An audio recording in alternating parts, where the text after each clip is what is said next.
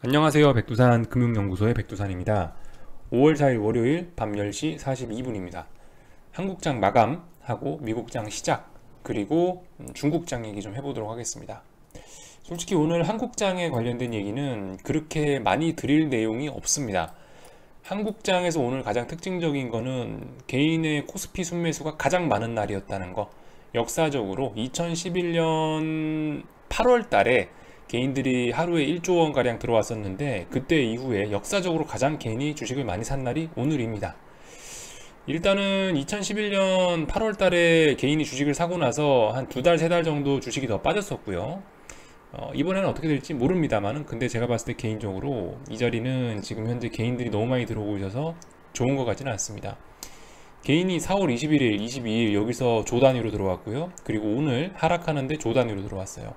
이 자리에서 지금 현재 선물 252 정도 부근에서 개인이 물량이 아마 4조 원, 5조 원 가까이 들어왔는데, 솔직히 개인들이 들어온 거를 개인들이 와서 여기서부터는 개인이 사서 올랐지 않았냐라고 말씀드릴 수 있겠지만은, 글쎄요, 이런 자리에서 개인이 5조 원 샀다는 건 제가 봤을 때 여기는 거대한 악성 물량을 쌓는 것이라고 보는 수밖에 없을 것 같습니다.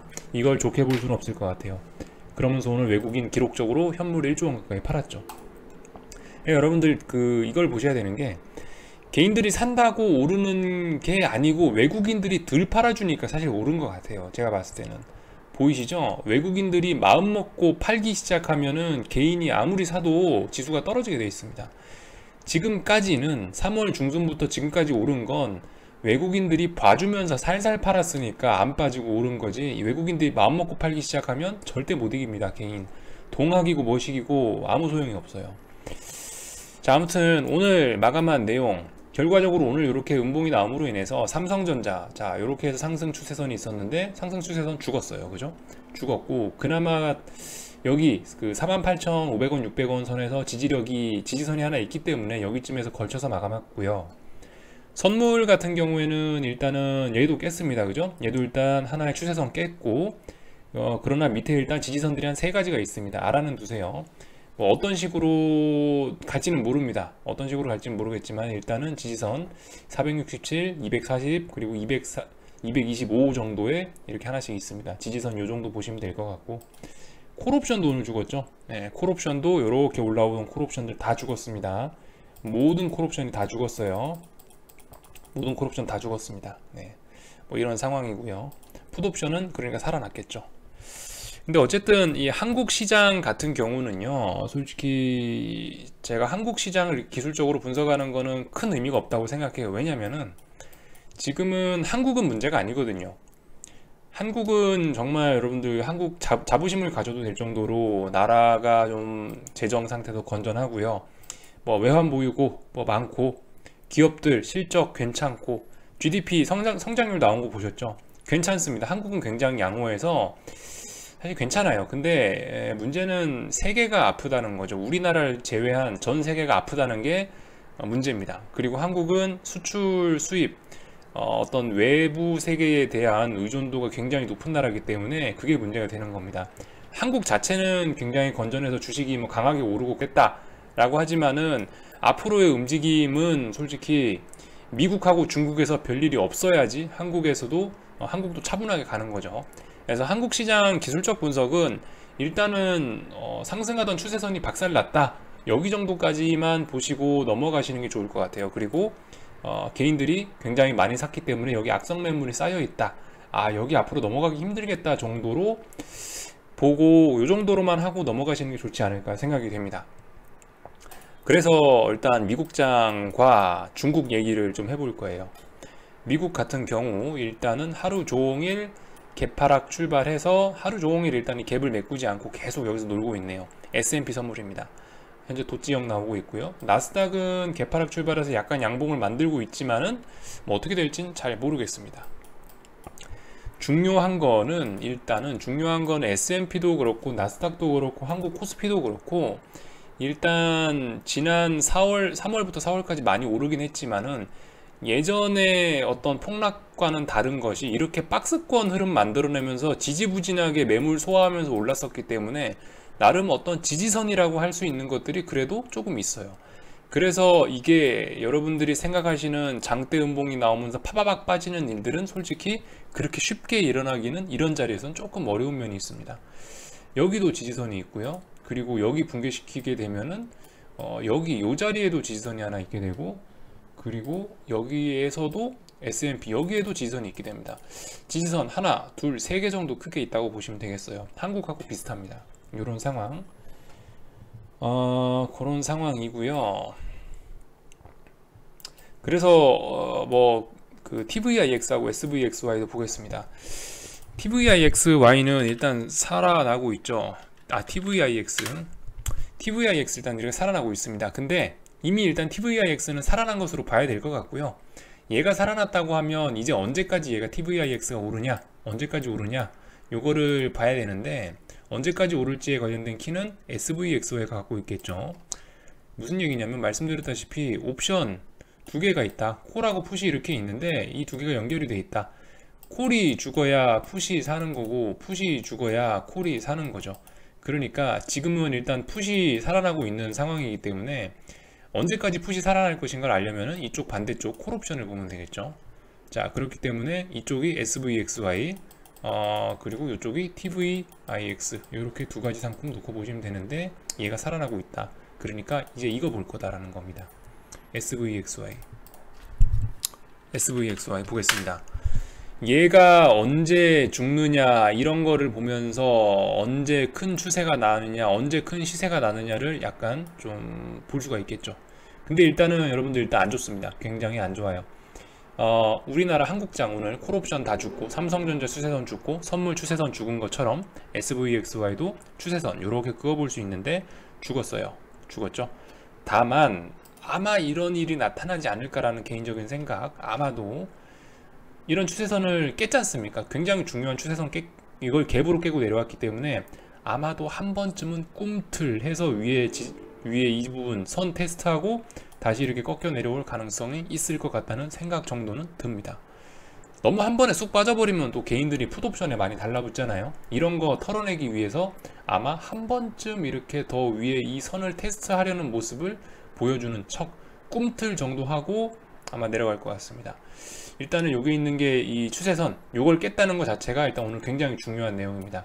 그래서 오늘 장중에 미국이 반등이 강하게 나올지 어쩔지는 솔직히 모르겠습니다. 솔직히 이건 알 수 없는 거고 봐야 되는 부분인데, 일단 한국 같은 경우나 뭐 신흥국이나 이런 게 지금 다 죽어 있기 때문에 분위기는 안 좋죠. 분위기 일단 안 좋다는 걸 생각해 보면, 글쎄요, 장중에 무슨 호재가 나오지 않는 한은 아마 쉽게 그렇게 반등이 나올 것 같지는 않다라는 생각도 좀 있긴 있습니다. 뭐 모르겠다는 얘기예요. 오늘 내일 이런 흐름은 잘 모르겠다. 다만 지금 상황에서 말씀드릴 수 있는 건, 일단은 3주간 S&P하고 나스닥이 고점에 대한 테스트를 했는데 이거를 고점 돌파를 못하고 밀려 내려왔다. 추세 전환됐을 가능성이 굉장히 높다라는 게 일단 현재로서 알 수 있는 부분입니다. 그죠? 여기 정도까지 얘기하면 될 것 같고요. 중국 얘기하겠습니다. 사실 미국장 뭐 이런 것도 그렇지만 지금 중국이 가장 큰 문제예요. 사실 이 부분이 오늘 영상에서 가장 중요한 부분인데, 여러분들 경제를 제가 어제 말씀드리지 않았습니까? 트럼프가 대선 전략을 바꿨다. 트럼프 대선 전략이 경제를 회복시켜서 뭐 그렇게 해서 다시 재선하는 거냐, 뭐 그런 쪽으로 가는 것이었냐 싶었는데 갑자기 또 중국을 걸고 넘어졌죠. 다시 무역 분쟁 재점화의 가능성이 생겼습니다. 2018년부터 미국이 중국을 때리기 시작했고, 마침 지금 이제 경기 침체가 오고 있죠. 경기 침체 오고 있는 상황에서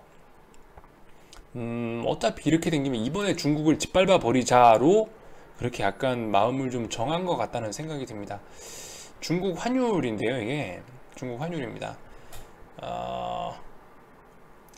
어제 5월 1일 날 그 미중 무역 분쟁 그 관세 소식 나오자마자 중국 환율 폭등했거든요. 그죠? 환율 폭등했어요. 현재는 7.13입니다. 이거 여러분들 지금 굉장히 위험한 거예요. 아까 낮에도 말씀드렸는데 지금 중국 이 정도 환율은 한국 느낌으로 어느 정도냐면, 한국으로 치면은 한 1280원 정도짜리 있다고 말씀드렸습니다. 환율 이거 보이시죠?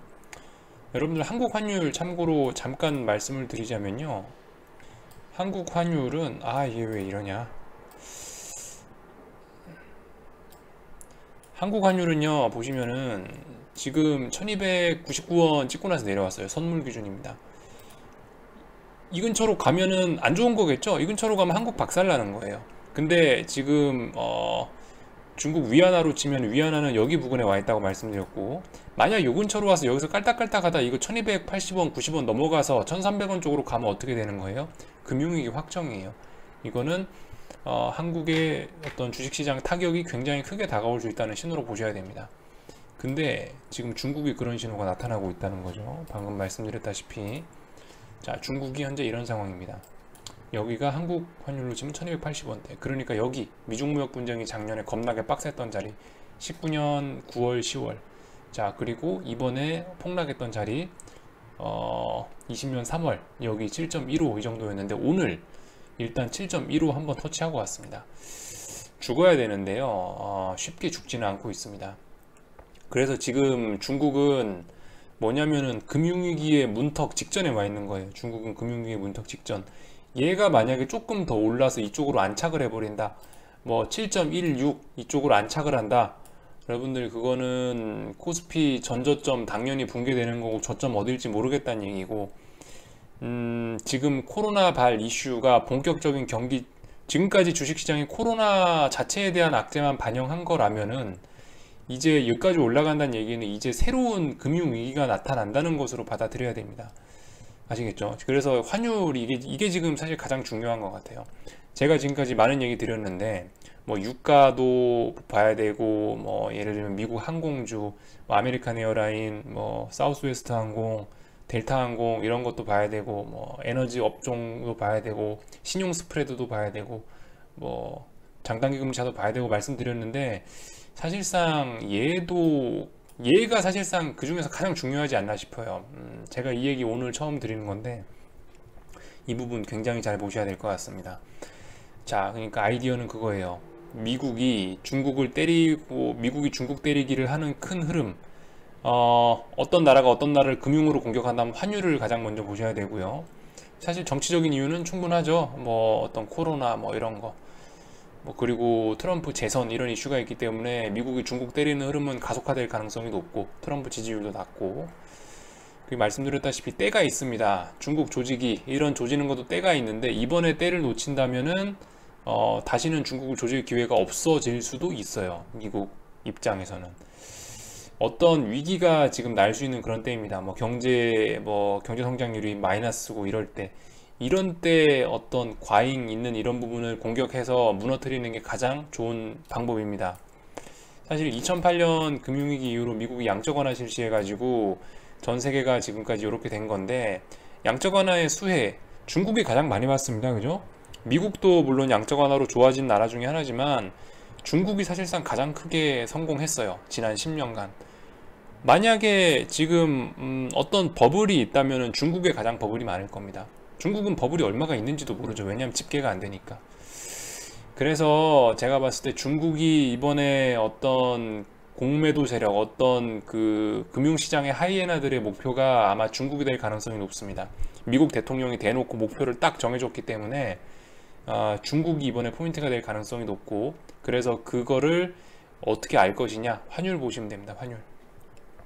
아마 한국 같은 경우는요 이렇게 될 것 같아요. 그러니까 중국 환율이 먼저 이렇게 치솟습니다. 중국 환율이 뭐 7.15, 뭐 7.16, 뭐 이런 식으로 뭐 치솟아요. 중국이 먼저 이거 불안한 거 돌파하고 나면은, 그러면 그 다음에 이제 신흥국 쪽으로 위기가 다른 신흥국으로 전파될 가능성이 높습니다. 중국이 이렇게 뭐 7.16대 찍고 나야 아마 한국의 환율이 1290원 찍고 나서 또 빠지고 이 상태죠. 그제서야 아마 슬슬 이렇게 치솟을 가능성이 높습니다. 순서 아마 중국이 먼저 자빠질 거다, 그 다음에 코스피가 갈 거다라는 게 제 생각입니다. 어쨌든 중국은 지금 연휴 기간이라 갖고 맞아야 될 매를 지금 계속 안 맞고 있는데요. 어찌 될지 잘 모르겠습니다. 연휴가 끝나고 나면요. 자, 아무튼간 지금 그래서 중국 주식 쪽 같은 경우는 이번에 박살이 났을 때, 만약 중국 주식이 이번에 박살이 난다, 그렇게 되면 회복이 약간 좀 힘들 것 같다는 생각이 들어요. 85년도 미국이 일본과 플라자 합의하고 85년 플라자 합의하고 나서 니케이가 이렇게 올랐었거든요. 89년까지. 그리고 89년부터 30년간 주식이 개박살 났습니다. 중국도 약간 비슷할지도 몰라요. 미국이 대놓고 조져놨기 때문에, 미국이 대놓고 중국을 공격하고 있기 때문에 이번에 개박살 나면은 V자 반등이 이렇게 강하게 안 올라올 수도 있어요. 중국의 회복이 굉장히 느릴 수도 있습니다. 일본처럼 이렇게 박살날 가능성도 있다고 봐요. 그래서 미국이 대놓고 공격하는 나라기 때문에 이거 쉽게 주식을 잡으시면 안 될 것 같다는 생각이 들고, 혹시나 이 비중이 높으신 분들, 중국 비중이 높으신 분들은 조금 좀 비중 축소하시는 게 낫지 않겠나라는 생각입니다. 중국이 박살나고 나면 가장 큰 수혜를 보는 건 아마 한국일 거예요. 코스피일 가능성이 높아요. 왜냐면 한국과 중국의 산업 구조가 굉장히 유사하기 때문에, 예를 들면 조선업종, 철강업종, 화학업종, 반도체 뭐 다 좋아집니다. 한국 다 좋아져요. 중국이 꼬꾸라지면 한국이 전부 다 좋아집니다. 차라리 한국 쪽 비중을 더 높이시는 게 좋지 않을까. 중국 쪽 비중을 줄이시고. 네, 그 정도 생각을 해봤습니다. 여기 정도까지 얘기하고요. 일단 궁금한 거는 리플 남겨주시고요. 내일은 쉬는 날이네요, 그죠? 혹시나 내일 뭐 전할 내용 있으면은 전하도록 하겠습니다. 미국장 마감한 내용 아마 내일 전하지 않을까 싶은데, 일단 뭐 어떻게 될지 모르겠고 한번 보자고요. 아직 장 초반이라 미국장 반영, 미국장 아직 뭐 방향성은 잘 모르겠습니다. 자, 아무튼 내일 아침에, 내일 아침이 아니고, 하여튼 이번 영상 여기서 마치고요. 또 다음에 뵙도록 하겠습니다.